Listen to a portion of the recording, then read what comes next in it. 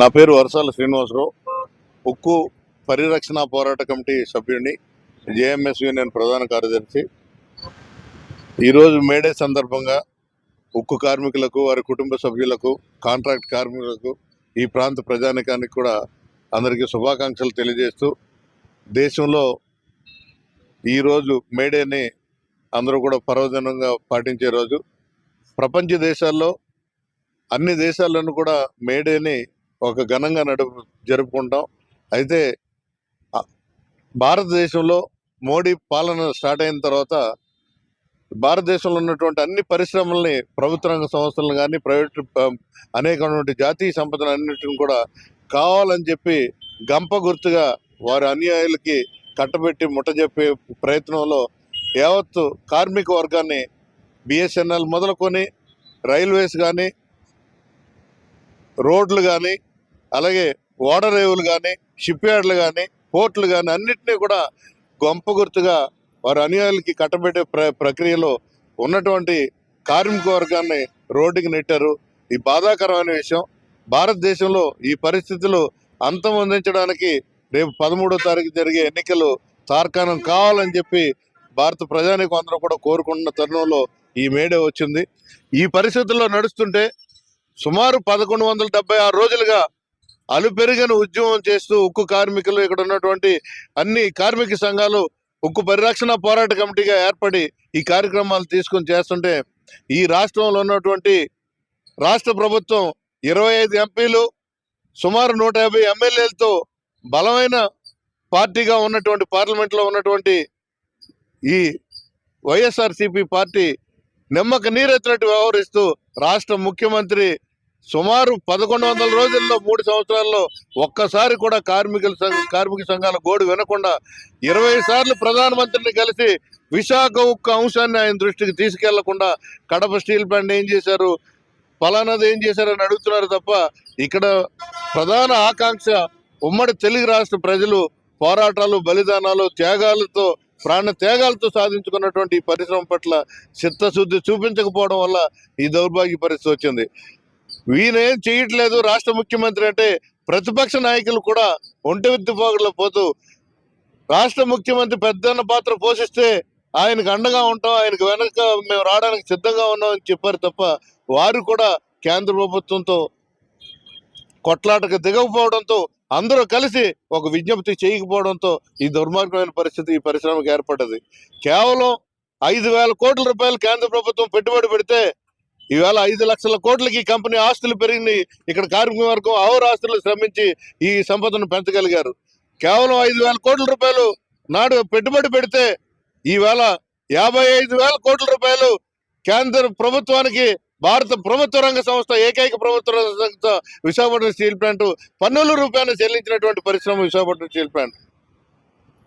సుమారు 2 లక్షల టన్నులు, 1,60,000 టన్నులు కోకింగ్ కోలు, 35,000 టన్నుల లైమ్ స్టోను విదేశాల నుంచి వచ్చినటువంటి సరుకు గంగవరం పోర్టులో ఉంది. ఇవాళ 20 రోజుల నుంచి తాళం వేసుకుని ఉంటే విశాఖపట్నం స్టీల్ ప్లాంట్ భౌతవ్యం ప్రశ్నార్థకంగా ఉత్పత్తి నిలిచిపోయింది. ఒక టన్ను కూడా తీయలేని పరిస్థితుల్లో విశాఖపట్నం స్టీల్ ప్లాంట్ ఉందంటే ఎంత ఇబ్బందికర పరిస్థితిలో ఉన్నాం, ప్రమాదకర పరిస్థితిలో ఉన్నాం.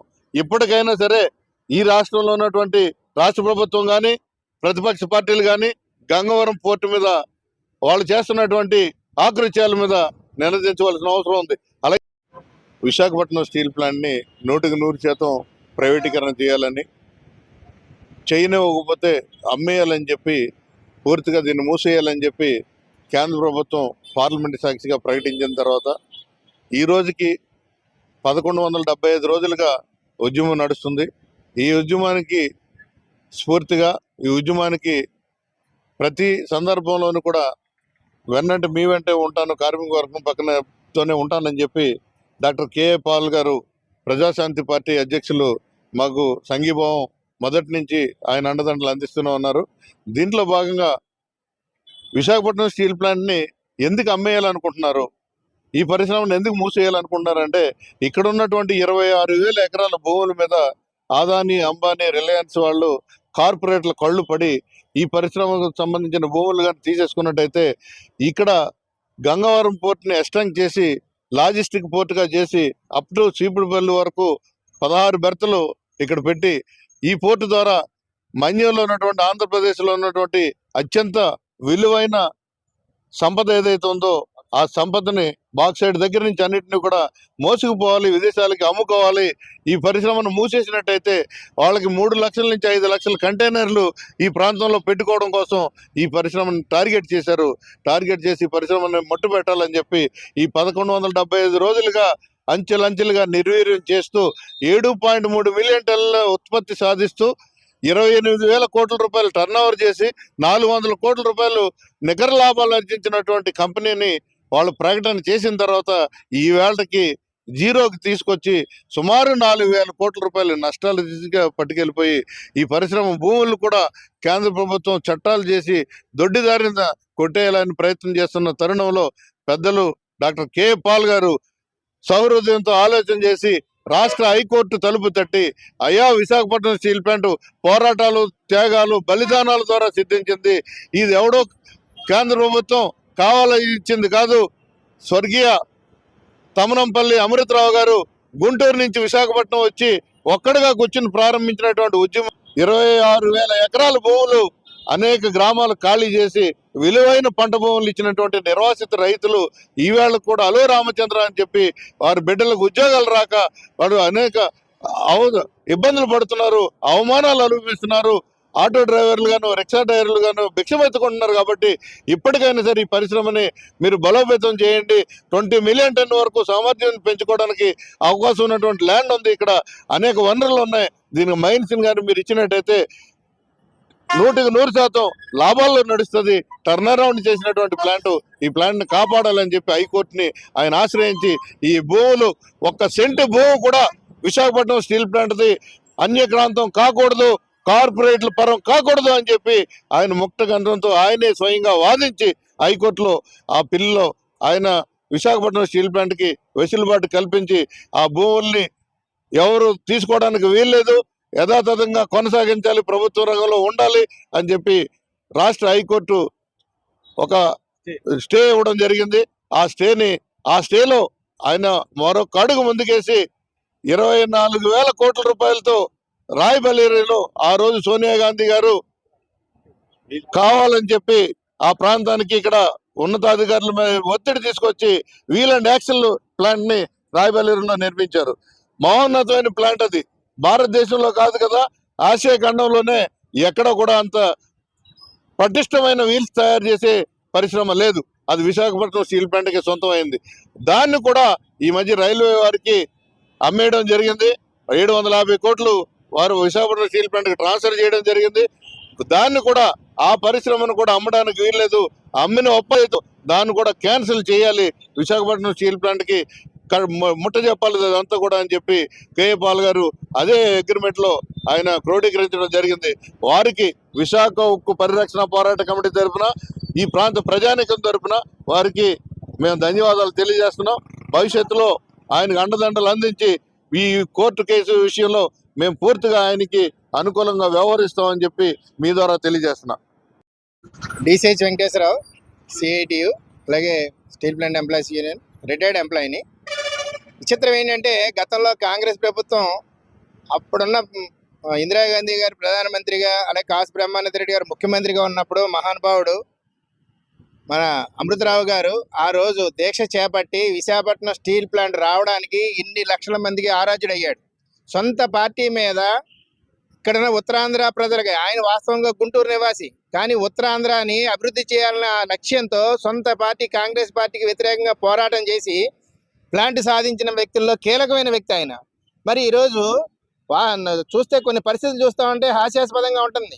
ఢిల్లీ గులాంగిరికి వ్యతిరేకిస్తూ తెలుగు రాష్ట్రాలు తెలుగు జిల్లాలన్నింటిలో తెలుగు వారి పౌరుషానికి సంకేతం రామారావు గారు నిర్మించిన తెలుగుదేశం పార్టీ ఈ రోజున ఆ గులాంగిరికి అనుగుణంగా ఈ రోజున వాళ్ళతో పొత్తు పెట్టుకున్నారు.